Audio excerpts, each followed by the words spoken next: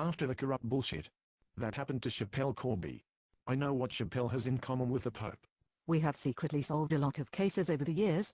So tell me what Schapelle has in common with the Pope. Are they both Catholic? No. They have more in common than that. If the Bali police found 4 kilograms of cannabis in the Pope's holy bag and the Pope said he was innocent and wanted testing done to prove the fact, the Pope would have got a 20-year sentence. See you later, man in funny hat. If I got a 20-year sentence because I wasn't allowed to prove I was innocent, I would bloody well spew. The Pope would never be allowed to have fingerprinting of the inner and outer plastic bags the cannabis was packed in. And the Vatican police would be refused DNA of the cannabis to forensically test who had packed it and where it actually came from. Just as Australian federal police were denied DNA testing in Schapelle's case. Remember, the Bali police are not going to test the evidence either, even though Schapelle asked them to. Bali police would not have weighed the Pope's luggage to see if the weight was the same as when the pontiff had checked his bags in a Rome airport before the flight. Same as they did not weigh Schapelle's bags to verify her story that someone had put the cannabis in her bags after she had checked them in at Brisbane. Yeah, if those Bali cops really thought Schapelle was guilty, why didn't they spend 5 minutes checking the luggage weight? I hope the Pope doesn't go to Bali. And the chief judge who found his previous 500 drugs cases guilty would have found the Pope guilty too. And just like Schapelle, the judge would have told the press he could not have found the Pope innocent.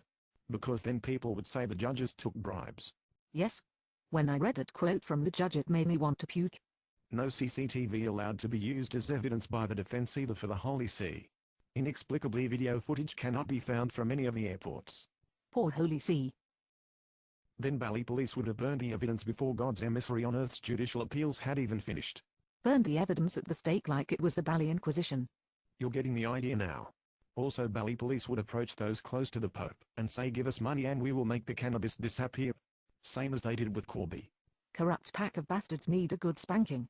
And Bali police would have tried to get the Holy One to sign 2 false confessions.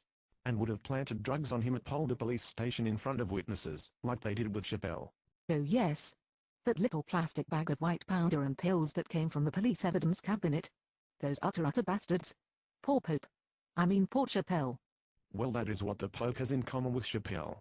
Neither are allowed to prove they're innocent, as Bali police control all the evidence and demand bribes to make it disappear, and the judges predetermine guilt, and they do not care who you are or if you're innocent. Well, I never knew the Pope had that much in common with Schapelle Corby. And now you bloody well do. So visit schapelle.net for the inside story. Or freeschapelle.com.au/forum to join her official support group. And if you are traveling to Bali Pope Benedict, please lock your bloody bags.